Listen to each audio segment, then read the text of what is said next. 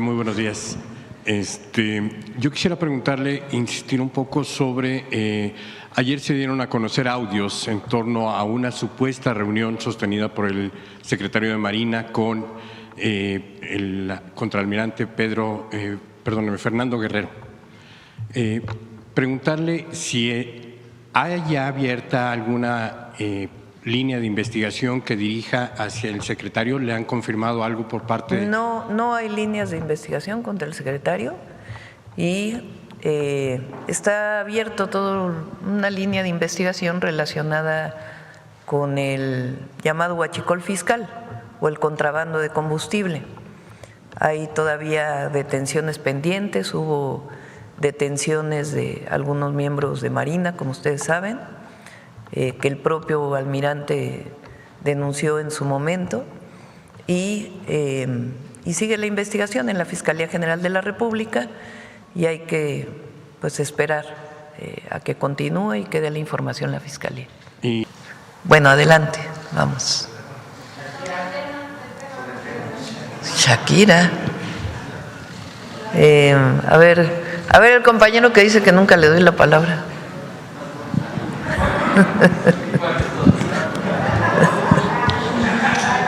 Hola, presidenta, muy buenos días. Yo quisiera preguntarle, insistir un poco sobre, ayer se dieron a conocer audios en torno a una supuesta reunión sostenida por el secretario de Marina con el contraalmirante Fernando Guerrero.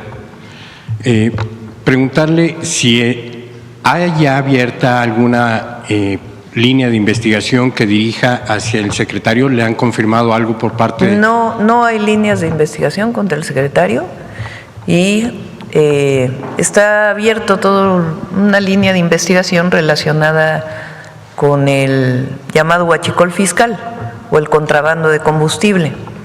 Hay todavía detenciones pendientes, hubo detenciones de algunos miembros de Marina, como ustedes saben, que el propio almirante denunció en su momento y sigue la investigación en la Fiscalía General de la República y hay que esperar a que continúe y que dé la información la Fiscalía.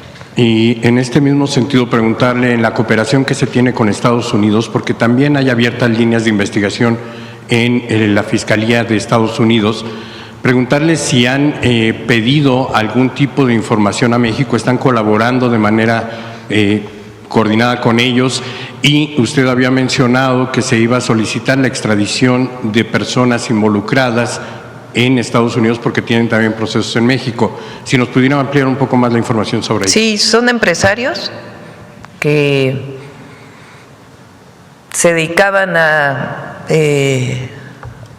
ser parte de la entrada de combustible sin pagar impuestos a México y hay solicitud de extradición de algunos empresarios y es la Fiscalía quien tiene que dar la información, si es que así se puede, en el marco de la investigación de los nombres de estos empresarios. ¿Son los Jensen? Entre otros. Y, presidenta, también, desde septiembre le pedimos a la Secretaría de Hacienda que nos hiciera favor de actualizarnos el monto de las partidas o los hechos ilegales que hayan detectado, pero no nos ha proporcionado ninguna información. ¿Le han dicho a usted si se actualiza esos 600,000 millones que se habló en un principio, si ya cambiaron, han aumentado o se ha iniciado ya el proceso de recuperación de los 16,000 que estaban ya en proceso? Esta es una estimación, lo que dijo en su momento la Procuradora Fiscal. Eso es muy importante. ¿Cómo se hacen estas estimaciones? Pues la estimación del posible volumen de combustible que no pagó impuestos. Entre otras, ¿cómo se hacen estas estimaciones? Por ejemplo, del caso de Pemex, si hay una tendencia en la venta de combustibles de Pemex y cae esa tendencia, que no tenga que ver con lo que se llama el periodo. Por ejemplo, en enero se vende menos combustible normalmente que en diciembre. Entonces, no tiene que ver con esta estacionalidad, sino realmente con una tendencia en la disminución en algunos periodos. Así es que se hace la estimación en un trabajo coordinado con la Secretaría de Hacienda. Y siguen trabajando para poder estimar de qué monto se trató estos impuestos que no llegaron a pagarse por el contrabando de combustible. Y en su momento, cuando se tenga la información, por supuesto, se dará, y tiene que ver también pues con la investigación de la propia Fiscalía. Esto en cuanto hace la estimación del monto global, pero la fiscal también habló de 16,000 millones querellados, es decir, ya estaban en litigio para la recuperación. Me gustaría saber si hay avance en ello. Pues la Fiscalía tendría que informar.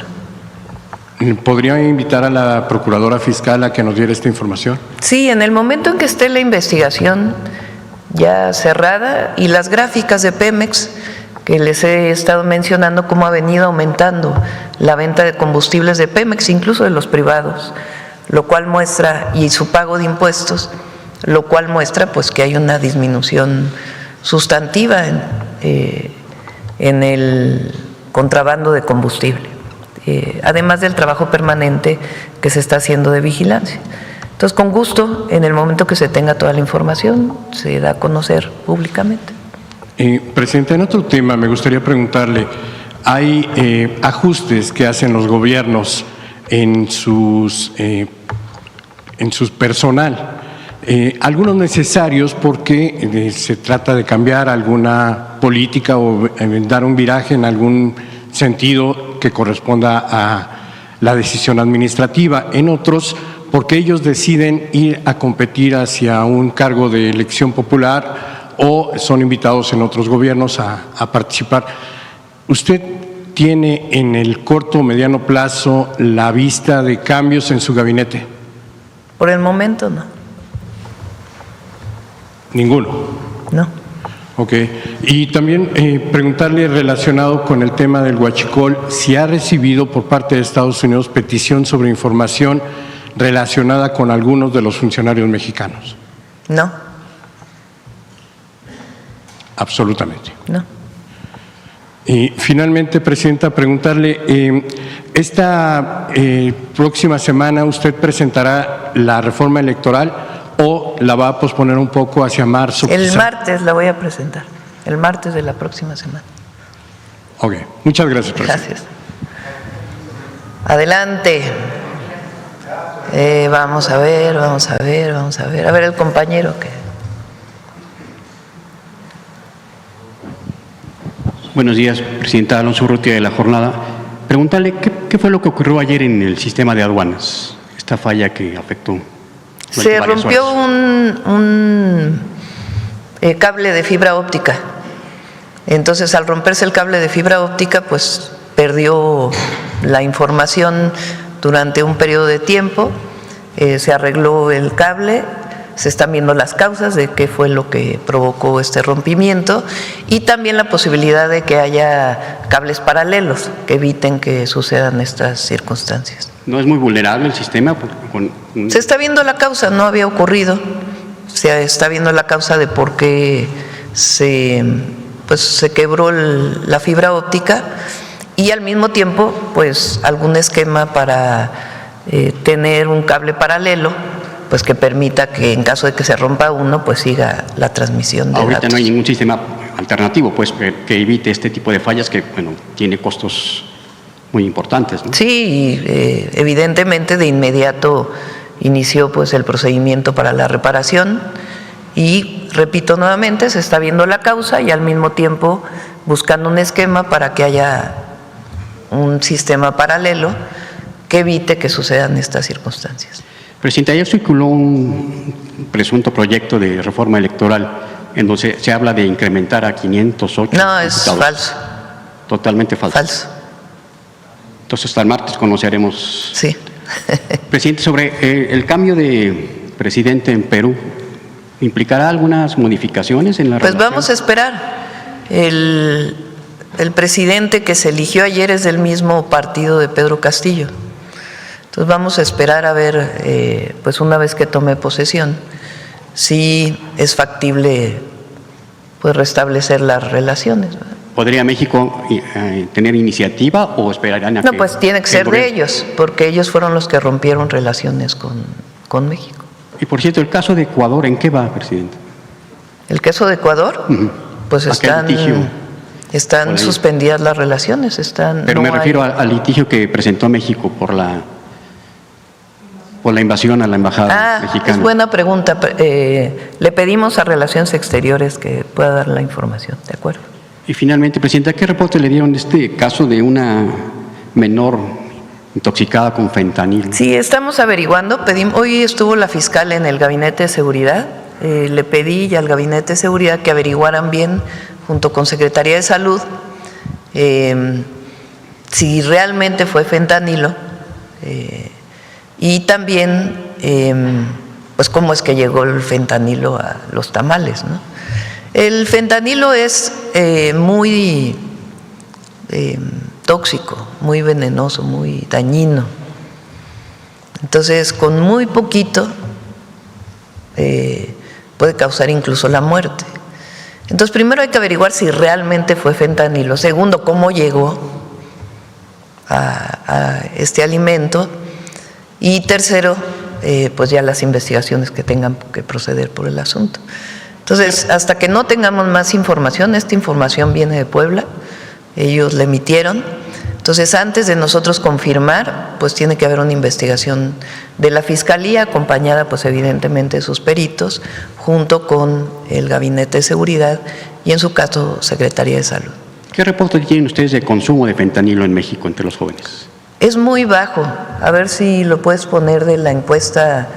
Se hizo una encuesta del Instituto Nacional de Salud Pública que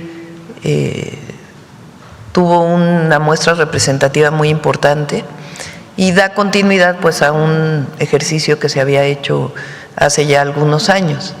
Entonces la presentó el doctor Kersenovich, una de las mañaneras. Aquí la presentamos ayer o antier, en el caso de una pregunta que se hizo por consumo de tabaco y alcohol. Y a ver si nos puedes pasar el consumo de fentanilo, que si mal no recuerdo en adolescentes ha disminuido. Eso significa que la campaña ha dado resultados.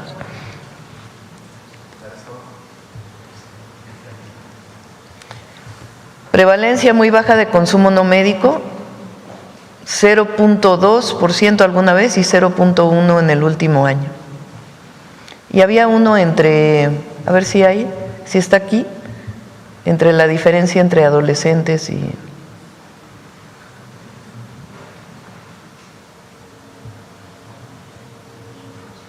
Fíjate, en adolescentes la prevalencia, o bueno, el número de personas que lo consumen en adolescentes pasó de 0.6 a 0.5. En adultos…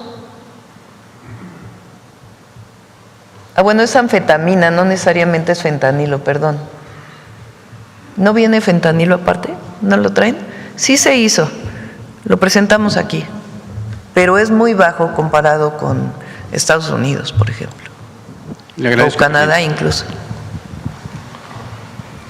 Bueno, vamos a ver. Ahora de este lado. A ver, Páramo. Gracias, presidenta. Si me permite, sería una pregunta para la subsecretaria Noemí. Se ha comentado que fue la revisión de los libros de texto lo que provocó el desencuentro con Max Arriaga. Entonces, si nos pudiera explicar qué fue lo que se encontró en los libros de texto y cuál fue la petición que se hizo para modificar los contenidos. ¿Qué se necesita modificar en los libros? Ya la presidenta nos ha dicho que sí se tiene que perfeccionar, se tiene que actualizar, se tiene que actualizar básicamente. Si nos pudiese comentar, subsecretaria, detallar qué es lo que viene para los libros de texto. Sí, lo de las mujeres principalmente. Gracias. Con permiso, presidenta. Muy buenos días a todas y a todos.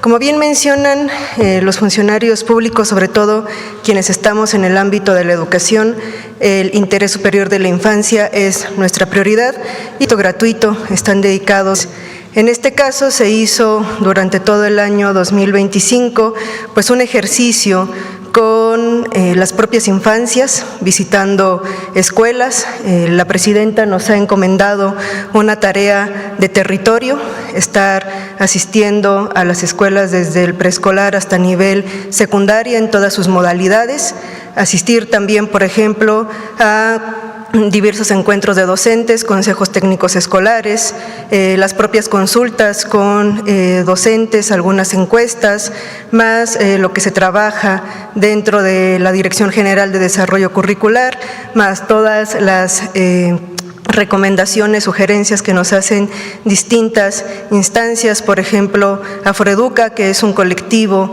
de personas afromexicanas en nuestro país, que también pues hacen una consulta, es decir, se compilan tanto participaciones de docentes, participaciones de las infancias. Yo recorro mucho las escuelas, a las niñas, a los niños, hay que preguntarles qué queda de lo que tienen en sus libros, que les gustan, de qué se apropian.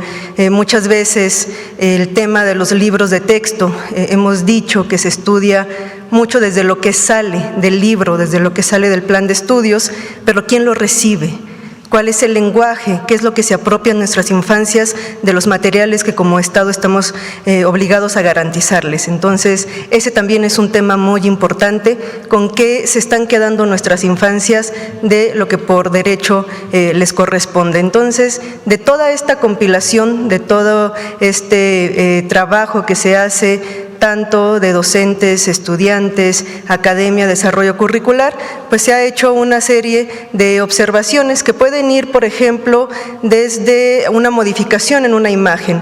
En el caso, por ejemplo, de las afrodescendencias, nos decían que algunas imágenes pueden representarse sin una camisa, ¿no? Entonces nos decían, bueno, tal vez muchas veces un estereotipo de las personas afrodescendientes es que todo el tiempo estamos sin camisa, ¿no? O sea, no es con una intención, pero muchas veces lo tenemos normalizado. Entonces son desde imágenes, tal vez en el propio uso del lenguaje, tal vez en la propia desarrollo en ese momento de la edad preescolar. En este caso, y también porque nosotros tenemos la obligación de garantizar la entrega de estos materiales, empezamos con primaria y también empezamos con preescolar. De secundaria no hemos concluido el trabajo, pero es eso, es una suma de distintas observaciones de todos los que estamos involucrados, porque esos son los libros de texto. Los libros de texto somos de todos y son de todos, es la suma de muchas voces y es la suma del trabajo de muchas instancias, personas y sobre todo, bueno, como refiero, sobre todo de nuestras niñas, niños y adolescentes, que es a quienes nos dirigimos. Gracias, subsecretaria. ¿Estas modificaciones estarán listas hasta el siguiente ciclo escolar? Para nosotros garantizar que los libros de texto se entreguen, nada más para que dimensionemos, entregamos al año 155 millones de libros de texto. Por lo tanto, cada mes a partir de enero hacia el mes de junio se imprimen entre 28 y 30 millones de libros de texto al mes. Retrasarnos implica que no garanticemos la entrega al inicio del ciclo escolar y eso es algo que no nos podemos permitir. Es por eso que el trabajo de la revisión, de la edición y todo lo que implica el libro de texto lleva pues, importantes meses de trabajo. Los libros que van para el siguiente ciclo escolar 2026-2027 ya están en un proceso de impresión y de entrega. Estuvimos el pasado 12 de febrero ya en el banderazo porque estamos garantizando que estos libros de texto ya van camino a las escuelas, porque lo más importante es que iniciemos el ciclo escolar con nuestros materiales educativos. ¿Y estas modificaciones que se tendrían que hacer, se hicieron o van a tener que esperar? Estamos en el proceso de la incorporación. Como les mencionaba, nosotros tenemos que concluir con los materiales para poderle estar impresos antes del mes de enero. Es decir, si yo retrasábamos, bueno, todo el equipo también se involucra con Alitec, si retrasamos la impresión, no garantizamos la entrega al inicio del ciclo escolar. No podemos darnos ese lujo, no podemos fallarle a las niñas, niños y adolescentes. Por lo tanto, todo lo que son sugerencias, observaciones, se trabajan previo a un ciclo escolar. Y la solicitud que habían hecho los profesores de las guías para poder aplicar ciertas asignaturas, ¿también se logró hacer estos materiales? Esto es un tema muy importante. Esas guías se diseñaron en el año 2024. Fue una solicitud de la administración anterior. Recordemos que nuestro plan de estudios entra en vigencia, nuestro plan de estudios para preescolar, primaria y secundaria 2022. En el año 2023, algunas de estas voces de los profesores decían, vamos también a fortalecer e implementar la nueva escuela mexicana. Por lo tanto, si ustedes ingresan a la página de la Subsecretaría de Educación Básica, no solamente van a encontrar los cuadernillos de matemáticas, van a encontrar, por ejemplo, de bienestar socioemocional, de educación artística, del fomento a la lectoescritura, de educación artística, es decir, fueron diversos los cuadernillos que se implementaron. ¿Qué sucedió? Que muchos de estos materiales se quedaron alojados en la página y nada más se quedaron en una edición digital. ¿Qué es lo que nos demandan nuestras maestras y maestros? Que esos materiales también se impriman. Por lo tanto, fueron diseñados y publicados entre enero y agosto de 2024, es decir, es un trabajo de la administración anterior, no correspondería a nosotros atribuirnos ese gran trabajo que se había hecho. ¿Qué hicimos en esta ocasión? Garantizar y buscar que esos materiales se imprimieran, y entre ellos están los cuadernillos de matemáticas de la fase 3, 4 y 5 que están llegando a nuestras escuelas. Algo muy importante y que también me gustaría destacar es que el plan y programas de estudio están llegando de manera impresa ya a nuestras escuelas para que las y los maestros pues tengan también la nueva escuela mexicana en sus manos. No es lo mismo leer de manera virtual que tener nuestros materiales impresos. Muchas gracias, subsecretaria. Gracias. Permiso, Presidenta. Presidenta, nada más, si tiene una actualización de las investigaciones que se han llevado a cabo en Puebla tras el hecho violento que ocurrió fuera de un bar en la zona de Angelópolis en la semana pasada. A ver si el Gabinete de Seguridad también puede informar. Muchas gracias. Sí. Vamos con otra pregunta sobre el tema. A ver, la compañera.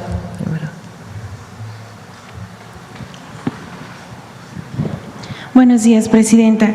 Julia Bonilla, del periódico La Razón, y al mediodía con Javier Solórzano. Retomando el tema de la reforma electoral, ayer pues se reitera este escenario de que posiblemente, no se ha alcanzado aún el consenso. Ya usted comentaba que pues es un tema de los diputados, pero ya también usted adelantaba 4 bases o ejes principales de la reforma que estará presentando. Entonces, en este marco de la búsqueda de consensos, consultarle si estos 4 planteamientos son irreductibles para la negociación que estarían buscando Morena principalmente. Yo creo que hablamos la próxima semana, ¿no?, de la reforma electoral. Vamos a hablar la próxima semana. No tiene caso una reforma electoral totalmente desdibujada. O sea, hay temas que ha planteado la gente. Entonces, eso es lo que estamos planteando. Entonces, ya el martes, con gusto, platicamos todo lo que tiene que ver con reforma electoral. Y, referente al tema electoral, vemos que Sergio Mayer pidió licencia para volver a participar en este reality y finalmente es una diputación que se está dejando, si bien la va a asumir su suplente, pero es una diputación que se está dejando en medio de esta discusión importante y las otras reformas. Saber si tiene algún comentario al respecto. Hay suplentes, ¿no? Sí. No implica ninguna inquietud que se esté abonando. Pues es un asunto de Morena en todo caso, ¿no? Pero hay suplentes. Cuando un diputado se va, pues está su suplente. Okay. Y retomando también el tema ahora de educativo, ya no hubo oportunidad ayer de preguntarle a la secretaria de Anticorrupción, pero mencionaba que se inician todas las investigaciones a partir de que se reciban oficios o haya quejas o pruebas. Se estuvo reportando a lo largo de estos días que ha habido denuncias de parte de extrabajadores o de trabajadores dentro de materiales educativos que acusan pues que se les pide dinero, entre otros asuntos. Falso. Entonces, no hay. Y además quiero, porque dicen, ¿cómo es que Marx Arriaga se le pidió que que pudiera dejar su encargo, que son encargos, y al mismo tiempo hay un reconocimiento. Pues sí, hay un reconocimiento a Marx Arriaga. Es un hombre con doctorado, culto, que hizo un gran trabajo al frente de los libros. Y todo nuestro reconocimiento a Marx Arriaga, todo. Toda esta crítica de la derecha ahora contra él, pues nada más que comparen currículums. El currículum de Marx Arriaga, sus publicaciones, su trabajo, con el de cualquiera de sus críticos. Nada más que a veces pues hay desencuentros internos y entonces se le orienta si quiere participar en otro espacio. Él decide que no y finalmente pues ya no está en el cargo. Pero esta crítica ahora, a ver, nada más que le miren su currículum a Marx Arriaga. Y la nueva escuela mexicana no se va a modificar. Claro, como bien dice Noemí, pues hay enriquecimiento de los libros, que viene también de los propios maestros, de los propios estudiantes, pero no tiene ninguna contradicción. Entonces, ¿se concluyó una investigación a raíz de estas denuncias, quejas que presentaron? Es un hombre honesto, Marx Arriaga. No hay nada que muestre lo contrario.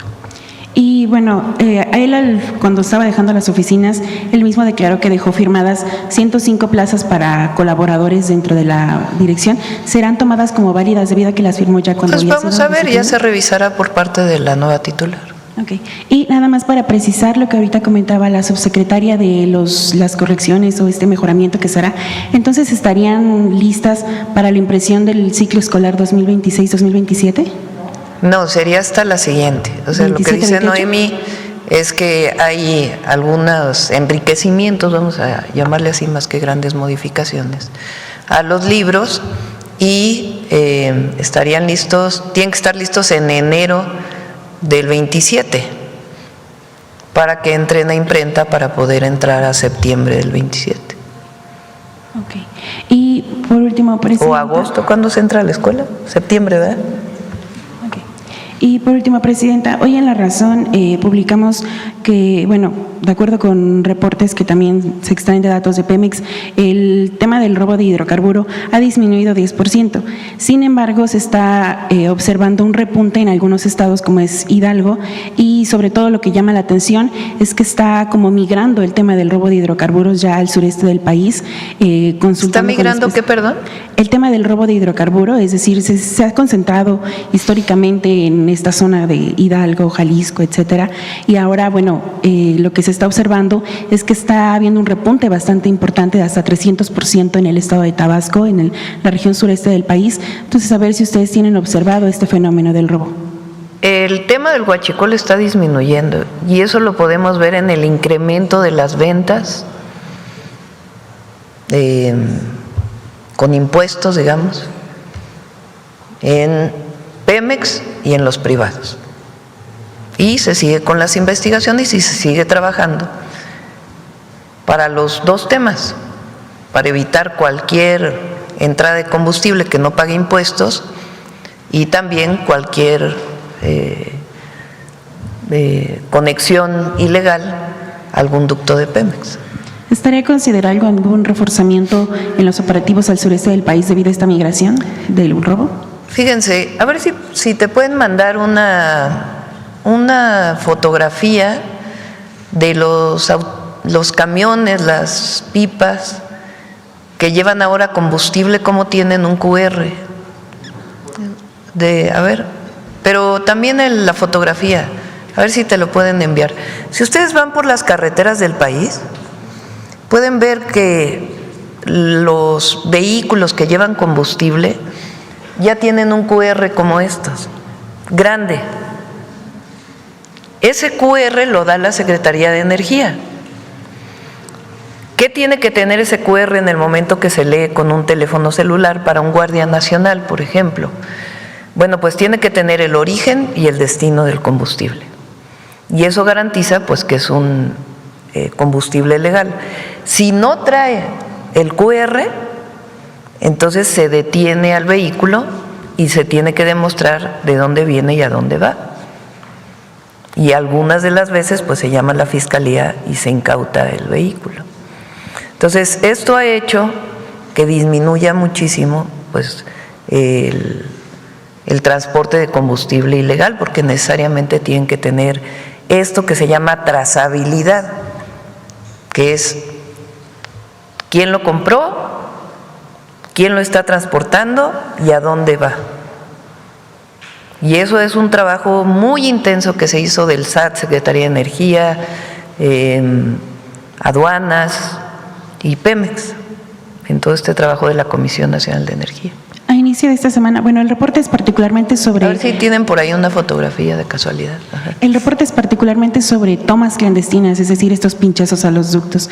Pero también preguntarle si habría o se está trabajando en algún operativo específico por los establecimientos, o sea, las gasolineras, con referencia a esta clausura que hubo esta semana en una estación formal, se supone en Puebla. Sí, hay revisiones a gasolineras por parte de ASEA, por parte de Profeco, y tienen que ver con un análisis de riesgo previo que se hace para alguna presunción de que la gasolinera está vendiendo combustible no legal.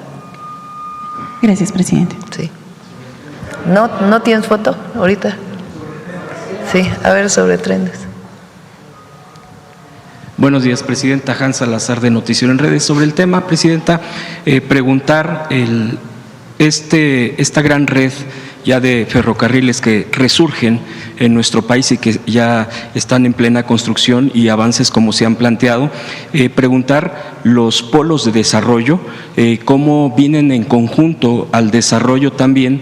Sabemos que, bueno, tiene que ver con el tema industrial, con la carga, con trenes de carga, pero ¿cómo pueden confluir? Porque también en los pueblos de desarrollo entiendo que podría haber más, ampliar la gente que pueda vivir cerca de ahí y pueda considerarse, si no que el tren pase por ahí, pero que sí haya una relación entre estas redes de ferroviarias con los pueblos de desarrollo. Esa sería una. Y también en esto mismo, otra pregunta. Entiendo que todo está privatizado en cuanto, desde el sexenio de Zedillo, el de carga, los trenes de carga.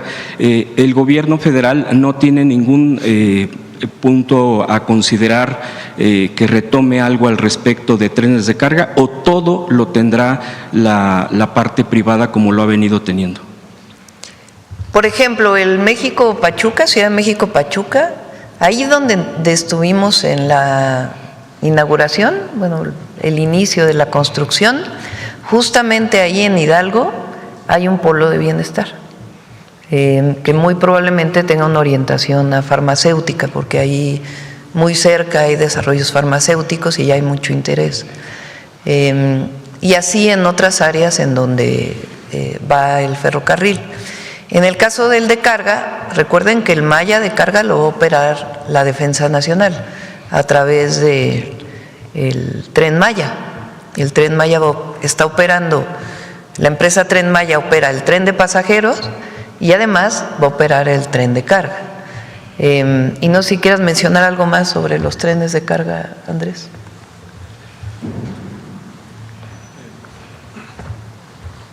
Sí, en el caso de los trenes de carga, como ya lo comentó en ocasión anterior la presidenta, hay un proceso en la Comisión Nacional Antimonopolios que tiene que ver con la regulación que hay para que haya más competencia en el sector y para que mejore realmente la atención a usuarios y clientes. Ese es un proceso que inició la Comisión Nacional Antimonopolios hace tiempo, que tiene una fase de investigación y que sigue en ese proceso para ver realmente cuáles son las medidas y cuáles son las recomendaciones que se hagan, ya sea al Poder Legislativo o a la agencia, en su caso, por ser un sector regulado y mejorar las condiciones de competencia.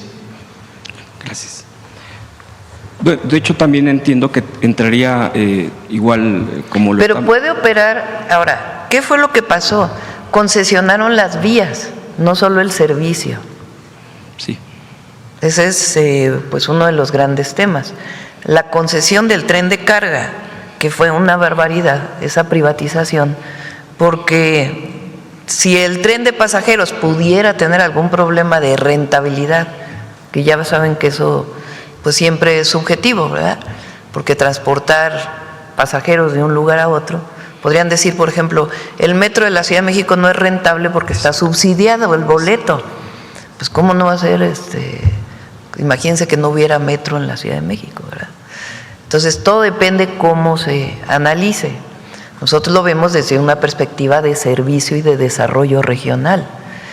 Pero bueno, supónganse que alguien dijera, bueno, el tren de pasajeros tiene más problema para que se recupere la inversión que se hizo o para que opere sin necesidad de una aportación adicional por parte de los recursos públicos. Pero el tren de carga es hiperrentable, tiene ganancias muy importantes. Entonces el privatizarlo pues fue privatizar algo que además se construyó y fue nacionalizado en su momento, que era público y después se privatiza para el beneficio de un privado. Entonces, para empezar eso. Pero después se concesionaron las vías, no solo el servicio. Podría haber sido, por ejemplo, que las vías se quedaran como parte del Estado y en todo caso concesionas el servicio. No, concesionaron todo a muchísimos años. Entonces el problema que tienes para que otro use esas vías, pues es que le tiene que pagar al que hoy tiene concesionadas las vías. Pero lo más complejo de todo es que concesionaron las vías, unas de un lado de la República, otros de otro lado de la República, y entonces el que pase un ferrocarril de un concesionario que tiene una vía concesionada a otra vía concesionada, pues tiene problemas. Entonces eso afecta el tránsito de mercancías en nuestro país. Y eso es lo que está revisando ya desde hace tiempo, cuando era la COFESE y ahora la Comisión Nacional Antimonopolios, para promover pues que sean mucho más competitivos los trenes de carga en nuestro país. El tren de carga es una de las formas más eficientes de transportar, si no es que la más eficiente de transportar mercancías. Imagínense ustedes que viene un barco cargado de contenedores. En un barco pueden llegar miles de contenedores y luego llegan al puerto y cuando se transporta en tractocamión, pues hay veces que es un contenedor por tractocamión, o cuando son dobles, pues son 2 contenedores por tractocamión. Entonces si vienen 1000 contenedores y es un contenedor por tractocamión, pues se requieren 1000 camiones. En cambio el tren pues lleva los contenedores y solamente es una locomotora que lo está jalando. Entonces es muy eficiente, pero en México tienen que ser más competitivos porque la manera en que se privatizó, pues en realidad pues genera muchas ganancias y no hay los beneficios que pudiera tener. Sí. Ahora, por eso el tren de Maya pues se decidió que fuera público. De hecho, es efectivamente un tema que ahora vemos y observamos y se puede detallar y se puede difundir a través de estas conferencias, porque cuando se privatizó ahí quedó, medio salió alguna información, pero no salió a más. Ahora nos damos cuenta ya como país todo lo que se ha hecho hacia lo privado, lo que se abandonó y las propias comunidades. Presidenta, en este punto que comenta usted, también es el tren de carga, igual es el manejo de la Marina en el interoceánico, así quedaría.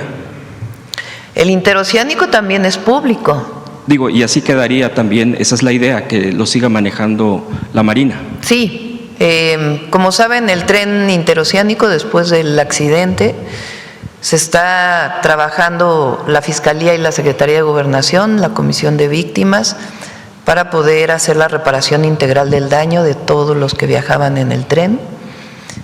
Van muy avanzados en la comunicación con todas las familias, incluso ya en la aceptación de la reparación del daño de la mayoría de ellas. Y al mismo tiempo, Andrés pues ya muy pronto publicará su revisión como agencia reguladora. Tiene que cerrar también la investigación de la Fiscalía, porque dieron un primer avance, pero tiene que cerrar. Y también ya está una empresa internacional, no sé si quieras platicar eso, trabajando en la certificación del tren, que va a dar una serie de recomendaciones. Sí, de hecho, la empresa que le llamamos un tercero independiente, porque el objetivo es que sea una empresa que, digamos, no tenga una relación con las partes en términos de cómo elabora sus documentos, lo hace en colaboración en términos de conocer bien todas las características del servicio, la infraestructura, etcétera, ya empezó a trabajar. Entonces, hace unos días incluso salió una nota de periódico que decía que habían visto los trenes haciendo pruebas. Son parte del trabajo que se está haciendo para primero tener una evaluación de las características del servicio, después tener un conjunto de recomendaciones a implementarse en todos los digamos, todos los componentes que tiene el sistema ferroviario, desde la operación, cómo es el servicio usuario, cómo son los vehículos, cómo se atiende, todo realmente de forma integral.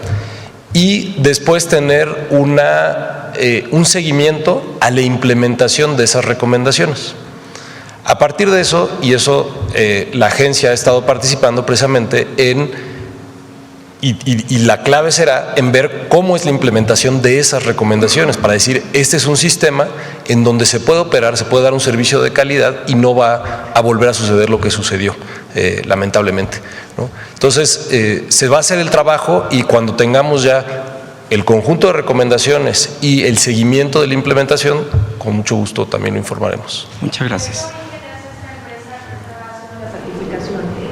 Es una empresa que se llama TÜV Rheinland. TÜV, a veces van a leer TÜV, lo digo, TÜV es el nombre de las empresas de verificación que se usan en Alemania. Entonces hay muchas que hacen este trabajo. En este caso es TÜV Rheinland, es alemana. Presidenta, y en la construcción de la manufactura de los trenes, ¿sí se contempla igual México, nuestro país, para esta creación, o cómo sería la Sí, 70% al menos, es 70, ¿no? 70% al menos de la producción de trenes es nacional, ¿no? Sí. 70%. 76%. Sí, casi el 80%. Sí. En el caso de el tren Ciudad de México-Pachuca, es la empresa CRRC, es una empresa de origen chino, fue la que hizo los trenes del metro. Ellos ya tienen una planta en el Estado de México y están ampliando su planta para poder producir estos trenes que tienen esta condición. Y en el caso de Alstom, es la planta que tienen en Ciudad Sagún desde hace tiempo, que ellos ganaron la primera licitación de los trenes hacia el norte. Perfecto. Otro tema, Presidenta, muy breve, es preguntarle sobre Correos de México. La venta de comercio en línea ha aumentado exponencialmente, incluso a partir de la pandemia, pues por la misma circunstancia, creció tremendamente en todos los sentidos. Hay plataformas y las conocemos todos, pero también hay venta en línea o a través de redes o las propias plataformas, y que el traslado o el envío de los productos que se venden, pues de la gente que hace este comercio, pues lo hace a través de paquetería, pero perteneciente a Correos de México, porque pues es lo más económico, pero además pues, no deja de ser también eficiente en sus propios tiempos, por supuesto, porque sabemos que tiene otro tipo de logística, otro tipo de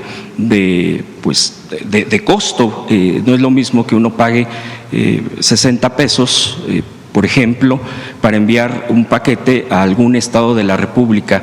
Esto en Correos de México, preguntarle, ¿hay modernización al respecto? Se ha mantenido, porque también los gobiernos anteriores lo que querían eran prácticamente desaparecerla o privatizarla o irla vendiendo, etcétera.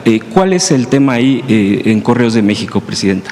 Bueno, desde la administración anterior, desde el gobierno del presidente López Obrador, estuvo ahí Rocío Bárcena, que hoy está en Secretaría de Gobernación, y ella hizo un trabajo muy importante para recuperar, digamos, los clientes de correos, sobre todo los gobiernos, Sí. Por ejemplo, cuando nosotros llegamos al gobierno, ya no se usaba Correos de México, sino se usaba una empresa privada para distribuir las boletas de predial, de agua, etcétera. Entonces, Rocío nos fue a ver y dijo, a ver, pues, ¿por qué no cambian el contrato y que sea Correos de México? Entonces, ese trabajo lo hizo ella y con eso empezó a modernizarse, se compraron nuevas motocicletas, vehículos, etcétera. Ahora está ahí Violeta Abreu y está en ese proceso también de modernización, tanto de sus sistemas como de lugares de almacenamiento y de compra de vehículos principalmente, y en todo el proceso logístico. Y sí, el objetivo es modernizar todavía más y que tenga mayor alcance Correos de México.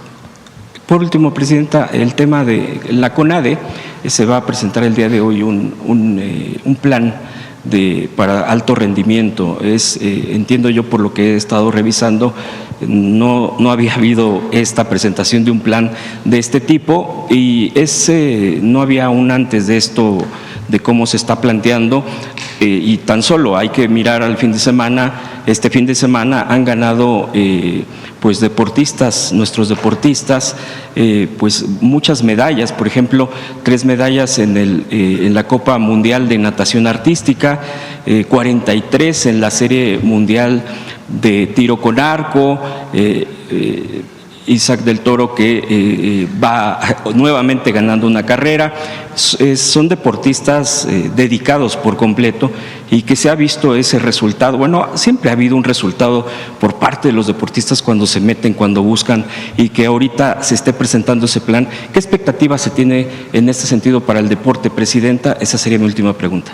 Pues está haciendo muy buen trabajo Rommel, es muy hiperactivo también. Tenemos varios compañeros hiperactivos. Él ha buscado un mecanismo en que nuestros atletas puedan ir a más competencias. Eso los foguea y pues tienen mejores resultados en su momento en campeonatos mundiales o en olimpiadas. A veces tiene pocos recursos y de todas maneras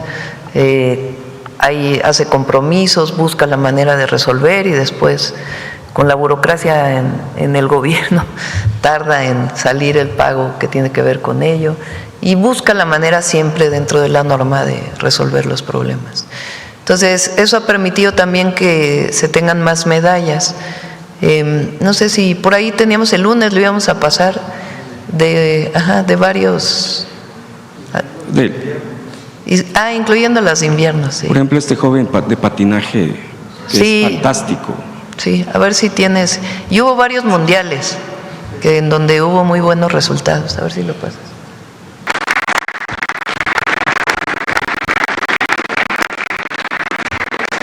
Gracias, Presidenta.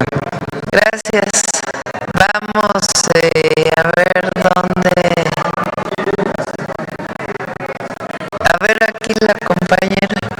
La foto de la pipa que tiene el QR. Miren. Bueno, esa es la de Pemex. Pero hay unos que tienen incluso, ahí está, esos sellos más grandes.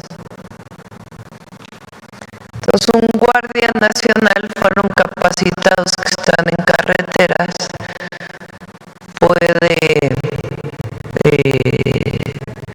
detener a uno de estos para poder ver su QR, o en caso de que no tengan el QR, pues también, obviamente todo dentro del reglamento.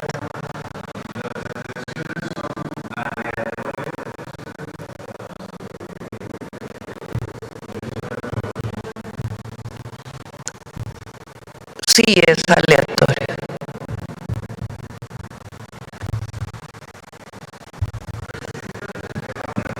A ver, vamos.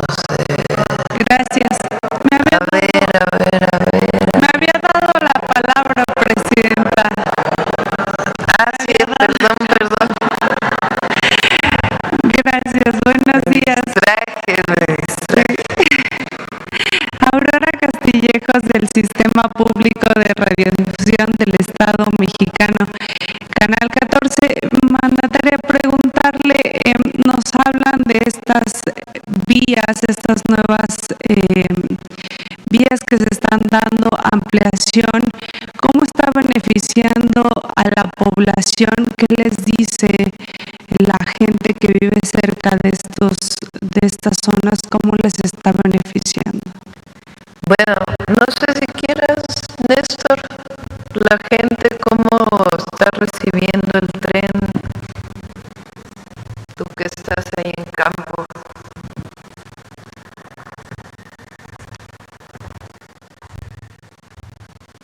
Con su permiso, Presidenta. Pues como decía la secretaria Edna, la verdad es que el proyecto tiene entusiasmada a la gente. Muchas comunidades, como ya señalaba la Presidenta, quedaron pues muy cercanas a las vías del tren, y cuando se privatizaron y se quitaron los trenes de pasajeros, se quedaron aisladas. Entonces, el regreso de los trenes de pasajeros tiene muy entusiasmada a la gente. Prácticamente quieren estaciones como si fuera el metro a cada 3-4 kilómetros. Eso, por supuesto, lo define la Agencia de Trenes y Transporte Público Integrado junto con el agrupamiento de ingenieros, pero la realidad es que la gente está muy entusiasmada y muy contenta con la obra. Eso nos ha ayudado mucho a la liberación del derecho de vía y a que haya esta paciencia y coordinación ahora que ya tenemos las obras avanzando. La verdad es que mucho entusiasmo en torno al tren. Más bien están, además de las estaciones, queriendo saber cuándo ya van a poder subirse. Gracias. Además, sobre estos trenes que llegan o comparten ruta con la Ciudad de México, saber si la tarjeta de movilidad integrada va a funcionar para... Esa es buena pregunta. No sé, Andrés. ¿Sí? A ver.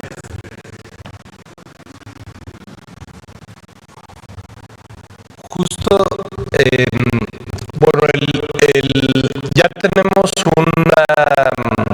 un primer ejemplo de que ha funcionado bien. En el caso del Insurgente, se puede usar la tarjeta de movilidad integrada de la Ciudad de México. De hecho, si ven la tarjeta, tal vez fue como muy gradual, pero en las tarjetas ya aparece el logo del Insurgente. Y para la gente es muy fácil, es muy sencillo. La mayoría de los transbordos que están sucediendo en observatorio son al metro.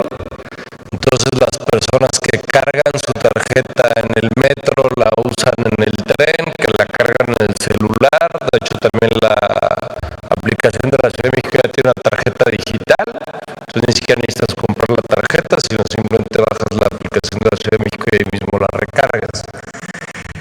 En el caso del tren al AIFA, en este momento estamos trabajando para que, y esto es en coordinación con la Dirección General de Ingenieros de Sedena, que probablemente está llevando a cabo la obra, estamos trabajando para que la tarjeta que actualmente se usa a Cuautitlán se pueda usar, que es como se planeó originalmente, pero también estamos trabajando para poder implementar el uso de la tarjeta de movilidad integrada hasta el AIFA. En los servicios que son más cercanos a la Ciudad de México es más evidente esa integración. Sin embargo, en parte de la planeación que estamos haciendo para el resto del sistema, lo que queremos hacer es trabajar con los servicios de transporte públicos de distintas ciudades para ver cuál es la factibilidad de hacer alguna integración, precisamente por lo que comentaba en la presentación, de que muchos de los servicios van a ser intensos, sobre todo en zonas metropolitanas donde se hace conexión a transporte público. Entonces, al menos lo que sabemos que ya se pudo hacer en la Ciudad de México en el Insurgente, sabemos que se puede hacer a la AIFA y probablemente a Pachuca, que es la misma línea, y con ese modelo es lo que queremos trabajar en las grandes ciudades donde crucen los trenes. Bien, ahora no solo las grandes ciudades, nos hablaban también de estas consultas con los pueblos indígenas, a ver cómo se efectúan y cuáles son las peticiones que se tienen o cómo se llevan a cabo. Se realizan con una metodología específica que está determinada por el Instituto de Pueblos Indígenas.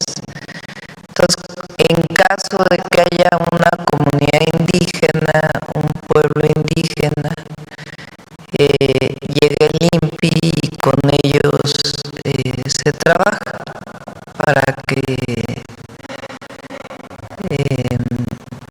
ellos realicen la consulta en coordinación con el equipo que esté en territorio.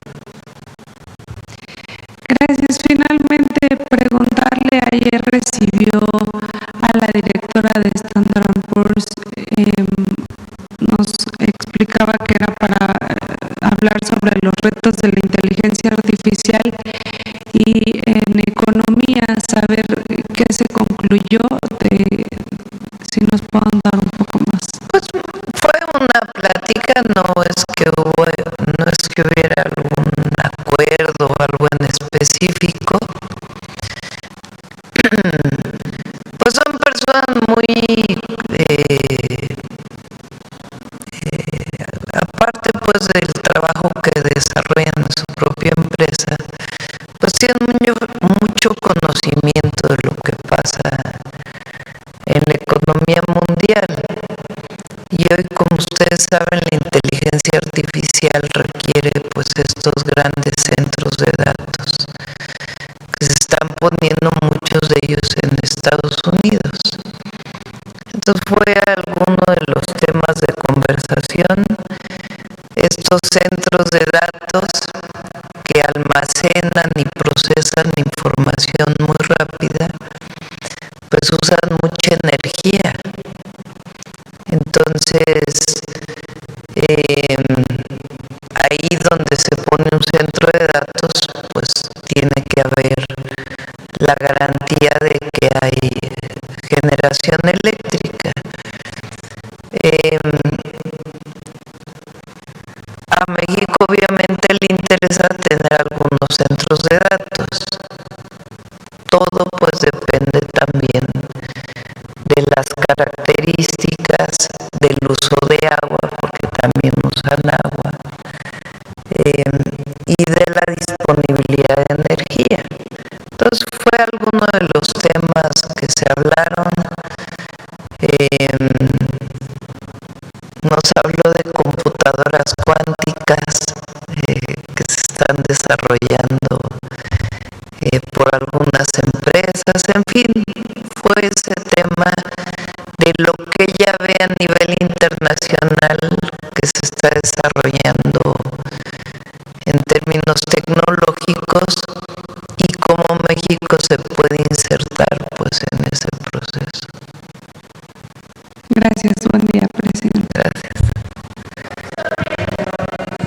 Vamos para acá a ver al compañero. Ahora nos vamos a ir temprano. El compañero acá atrás. Vamos a ir temprano porque vamos hasta Puebla al Día del Ejército. A ver, papá de Puebla, precisamente, presidenta, preguntarle algunos temas sobre en el Congreso del Estado, hay una comisión inspectora del Congreso, están nuevamente evaluando regresar el fuero a los diputados. Ya ¿Regresar qué, perdón? Fuero.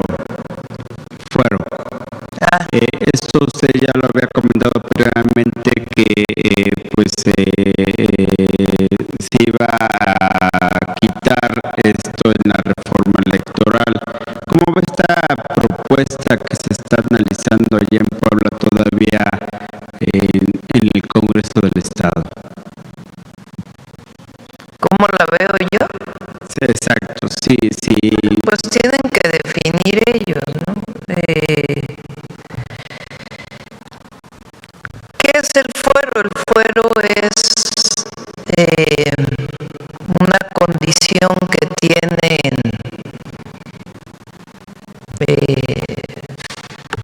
principalmente diputados y senadores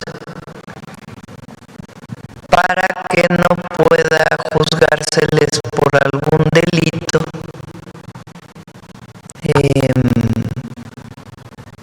mientras son diputados o senadores. Esto pues viene desde hace mucho tiempo. El presidente antes tenía fuero, ahora ya no tiene. El presidente López Obrador quitó el fuero y hay un esquema específico de cómo un presidente o una presidenta pueden ser imputados o juzgados. Ahora, eso no quiere decir que no haya investigaciones a un diputado o un senador. No se le puede detener mientras tenga fuero, pero se les pueden hacer imputaciones. Y en el momento que pierde el fuero, porque ya no es diputado o senador, pues puede ser procesado. Y el diputado o senador tiene que presentarse al Ministerio Público. Eso es muy importante, porque no le da impunidad en el sentido de que no se pueda hacer una investigación contra un legislador o una legisladora, sino sencillamente no se le puede detener mientras está cumpliendo sus funciones, pero la persona pues tiene que contestar en caso de que haya imputaciones, ¿no? ¿Cómo puede hacerse? Pues la propia Cámara de Diputados y Senadores les tiene que quitar el fuero. La Cámara de Diputados les tiene que quitar el fuero para poder ser detenido en su caso, ¿no? Ese fue el caso de el entonces jefe de gobierno del Distrito Federal, cuando lo acusaron falsamente de haber violado un amparo al entonces jefe de gobierno López Obrador, y por eso lo desaforaron en la Cámara de Diputados, cuando en realidad era un tema político para que no participara en la elección del 2006. Entonces, bueno, pues tiene que determinarlo. Yo creo que todas las mexicanas y mexicanos somos iguales y no necesariamente tendrían por qué tener fuero, ¿verdad? Diputadas y diputados. Pero sí es importante que se sepa que aunque tengan fuero, se les puede imputar algún delito. No se les puede detener a menos que le quiten el fuero o cuando deje de ser diputado, ¿verdad? Si el proceso sigue. Gracias, Presidenta. Y ya en un segundo tema, también algo local en Puebla. Hay tema en la Fiscalía General del Estado sobre presuntos actos de corrupción y extorsión y abusos de gente cercana a la fiscal, Damis Pastor. Hoy esa gente cercana ya ha salido de la instancia de la Fiscalía por estos tipos de temas. Sin embargo, siguen quejas en contra del papel, el actuar de la Fiscalía ahí en Puebla.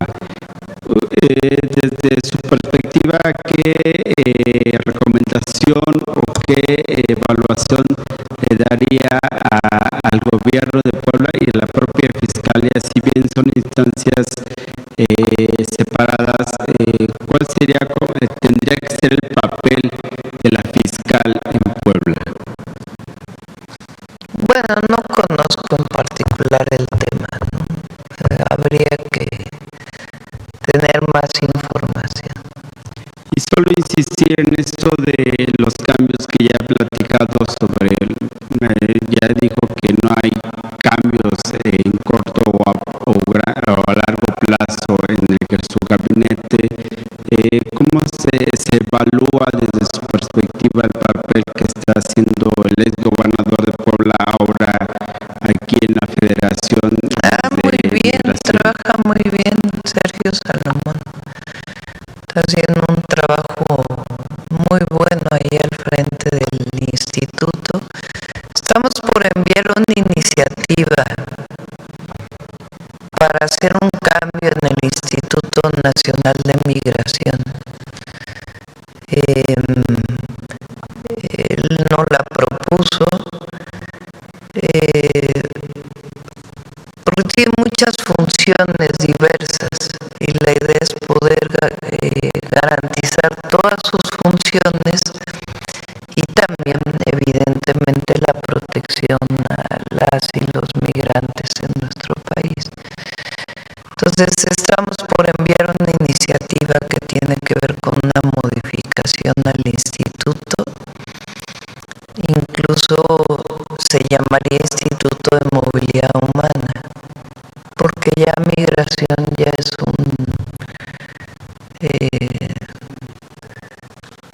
un nombre que ya no necesariamente se usa. En realidad es movilidad de una persona de un lugar a otro.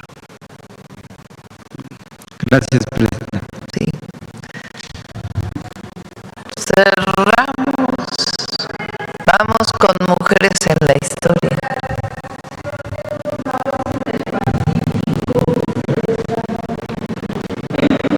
Sí, ocurrió destrucción.